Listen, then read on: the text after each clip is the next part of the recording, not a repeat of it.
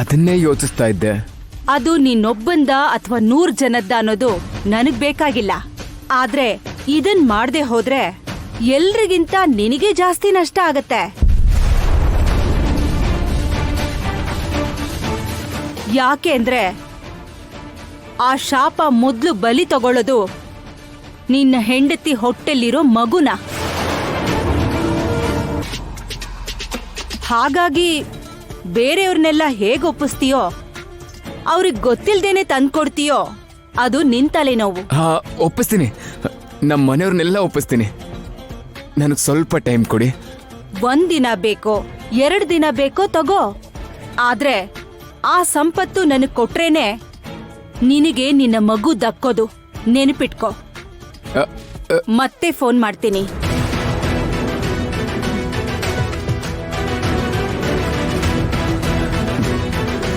ಸಿಕ್ಕಾಕೊಂಡ್ರು. ಬಾವಾ, ನೀನ್ ನಿಜವಾಗ್ಲೂ ತುಂಬಾ ಬುದ್ಧಿವಂತ. ಇಷ್ಟಕ್ಕೆ ಮುಗಿಲಿಲ್ಲ ವೈದೇಹಿ. ಅವ್ರು ಯಾರು ಅಂತ ಹುಡುಕ್ಬೇಕು. ಆಭರಣಗಳನ್ನ ಹೇಗಾದ್ರೂ ನಮ್ಮ ವಶಕ್ಕೆ ತಗೋಬೇಕು. ಇವಾಗ ಯಾರೋ ಒಬ್ರು ಇದಾರೆ ಅಂತ ಗೊತ್ತಾಗಿದೆ ಅಲ್ವಾ ಬಾವಾ? ನೀನು ಅವ್ರನ್ನ ಇವಾಗ ಹೇಗ್ ಕಂಡು ಹಿಡಿತ್ಯಾ? ಅದೇ ಗೊತ್ತಾಗ್ತಾ ಇಲ್ಲ ವೈದೇಹಿ. ಕಂಡು ಹಿಡಿಯೋಣ.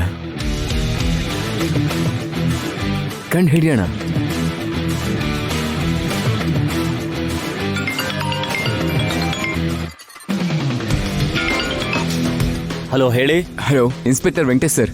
ನಾನ್ ದೇವಾಂಶ್. ಹೇಳು ದೇವಾಂಶ್. ಸರ್, ನನಗೆ ಒಂದು ಹೆಲ್ಪ್ ಬೇಕಿತ್ತು. ಏನ್ ಹೇಳೋ? ಈಗ ತಾನೇ ನನ್ನ ನಂಬರ್ಗೊಂದು ಕಾಲ್ ಬಂದಿತ್ತು.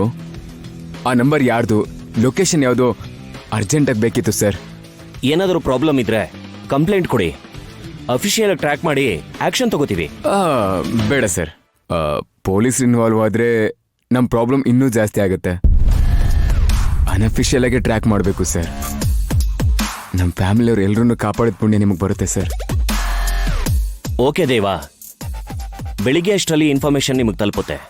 Okay, thank you sir. Okay.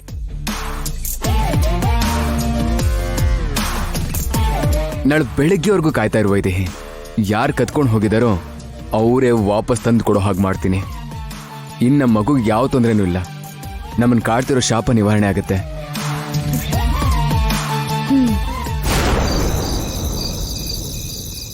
ನೀನ್ ಹೇಳ್ದಾಗೆ ಮಾಡಿದೀನಿ ಕಣೋ. ದೇವಾಂಶ್ ಹತ್ರ ಮಾತಾಡಿದ್ಮೇಲೆ ಆ ಸಿಮ್ ಫೋನಿಂದ ತೆಗೆದು ಈಗ ಬೇರೆ ಸಿಮ್ ಹಾಕೊಂಡ್ ಮಾತಾಡ್ತಿದ್ದೀನಿ. ಅವನು ಗಂಟ್ಲು ಒಣಗಿದ್ದು, ಅವನ್ ಮಾತಲ್ಲಿರೋ ಭಯ ನೋಡಿದ್ರೆ ನಮ್ ಕೆಲ್ಸ ಖಂಡಿತ ಆಗತ್ತೆ.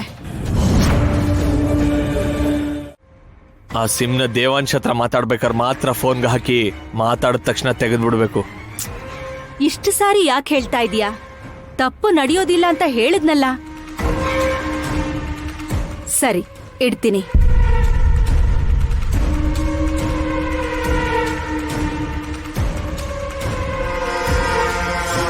ದೇವಾಂಶ್, ನೀನು ನಿನ್ ಫ್ಯಾಮಿಲಿ ಎಲ್ಲರೂ ಒಟ್ಟಿಗೆ ಔಟ್. ಇಲ್ಲಿ ನೋಡಪ್ಪ, ಹೊಟ್ಟೆಲೆ ಮಗು ಸಾಯೋಂತ ಔಷಧಿ ಇದೆಯಾ? ಇದೆಯಮ್ಮ, ಆದ್ರೆ ಆ ಮಾತ್ರೆ ಬೇಕು ಅಂದ್ರೆ ಪ್ರಿಸ್ಕ್ರಿಪ್ಷನ್ ಇರಬೇಕು. ಅಯ್ಯೋ, ಚೀಟಿ ಇಲ್ಲಪ್ಪ. ಹಾಗಾದ್ರೆ ಕೊಡಕ್ಕಾಗೋದಿಲ್ಲಮ್ಮ. ಹಾಗೆ ಹೇಳ್ಬೇಡಪ್ಪ. ಆಸ್ಪತ್ರೆಗೆ ತೋರ್ಸೋಷ್ಟು ದುಡ್ಡಿಲ್ಲ. ಹಾಗೆ ಆ ಮಗು ಕೂಡ ನಮ್ಗೆ ಭಾರನಪ್ಪ. ಅದಕ್ಕೆ ತೆಗಿಸ್ಬೇಕು ಅನ್ಕೊಂಡಿದ್ದಾಳೆ. ಆ ಔಷಧಿ ಕೊಟ್ಟು ಸ್ವಲ್ಪ ಪುಣ್ಯ ಕಟ್ಕೊಳಪ್ಪ. ಡಾಕ್ಟ್ರಿಗೆ ತೋರ್ಸ್ಕೊಳ್ದೆ ಇರೋಂಥ ಪರಿಸ್ಥಿತಿ ನಮ್ದು. ನಿಂಗೆ ದುಡ್ಡು ಎಷ್ಟು ಬೇಕಾದ್ರೂ ಕೊಡ್ತೀನಪ್ಪ. ತಗೋ ಇದು. ತಗೊಳಪ್ಪ. ತಗೊಳಪ್ಪ. ಸರಿನಮ್ಮ, ತಗೊಂಬರ್ತೀನಿ ರೀ. ಸರಿನಪ್ಪ.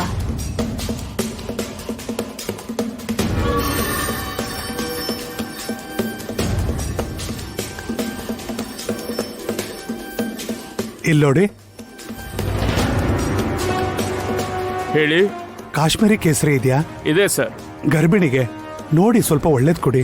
ಆಯ್ತು ಸರ್.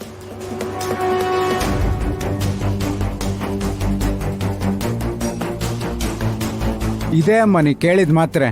ಇದು ಕೆಲ್ಸ ಮಾಡುತ್ತಲ್ವಪ್ಪ? ಖಂಡಿತ ಕೆಲಸ ಮಾಡತ್ತಮ್ಮ. ಈ ಮಾತ್ರೆ ತಗೊಂಡಿದ ತಕ್ಷಣ ಮಗು ಹೊಟ್ಟೆಲ್ಲೇ ಸತ್ತೋಗತ್ತೆ. ಆದರೆ ಹುಷಾರಾಗಿ ಯೂಸ್ ಮಾಡಿ ಅಮ್ಮ. ಡಾಕ್ಟರ್ ಪ್ರಿಸ್ಕ್ರಿಪ್ಷನ್ ಇಲ್ಲದೆ ಯಾರಿಗೂ ಕೊಡಲ್ಲ. ಆದರೂ ಪ್ರೈವೇಟ್ ಡಾಕ್ಟರ್ ಹತ್ರ ಹೋಗೋಷ್ಟು ಹಣಕಾಸಿಲ್ಲ ಅಂದರೆ ಗೌರ್ಮೆಂಟ್ ಹಾಸ್ಪಿಟ್ಲಿಗಾದ್ರೂ ಹೋಗ್ಬೋದಲ್ಲಮ್ಮ. ಮರ್ಯಾದೆ ಹೋಗುತ್ತೆ ಅಂತ ಹೋಗ್ಲಿಲ್ಲಪ್ಪ. ಏನು ಅಂತ ಹೇಳಿ ನನ್ನ ಮೊಮ್ಮಗಳು ಮದುವೆ ಆಗ್ದೇನೆ ತಾಯಿ ಆಗಿದ್ದಾಳೆ. ಎಲ್ಲ ನಮ್ ಕರ್ಮನಪ್ಪ, ಕರ್ಮ. ತಗೊಳ್ಳಿ ಸರ್. ತಗೊಳಮ್ಮ, ಹುಷಾರು.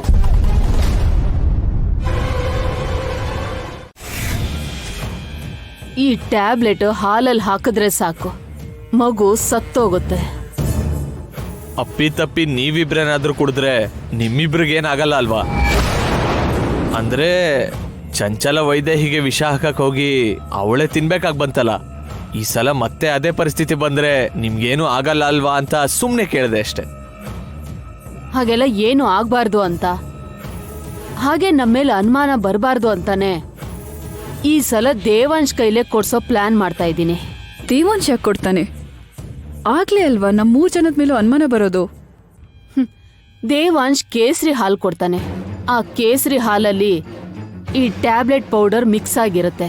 ಒಂದೇ ಬಣ್ಣ ಇರೋದ್ರಿಂದ ಟ್ಯಾಬ್ಲೆಟ್ಸ್ ಅಂತ ಅನುಮಾನ ಬರಲ್ಲ. ನಮ್ಮೇಲಂತೂ ಅನುಮಾನನೇ ಬರಲ್ಲ. ಹಾಗಾದ್ರೆ ಇವಾಗ ಅರ್ಜೆಂಟಾಗಿ ಮನೆ ಕೇಸರಿನ ತರಬೇಕಾಗತ್ತೆ. ಅದನ್ನ ನೀನೇ ತಂದ್ಕೊಡು ಊರ್ಮಿಳಾ. ನೆನ್ನೆ ಎಫೆಕ್ಟ್ಗೆ ಮನೆಯವ್ರ ಕಣ್ಣಲ್ಲಿ ವಿಲನ್ ಆಗಿದ್ಯಾ. ಟ್ವಿನ್ಸ್ ಹುಟ್ಟಬೇಕು ಅಂತ ಹೂವು ಕುಂಕುಮ ತಂದ್ಕೊಟ್ಟೆ ಅನ್ಕೋ, ನಿನ್ ಮೇಲಿರೋ ಬ್ಯಾಡ್ ಇಂಪ್ರೆಷನ್ ಹೋಗುತ್ತೆ, ನಮ್ ಕೆಲ್ಸನೂ ಆಗುತ್ತೆ. ತರ್ಸು.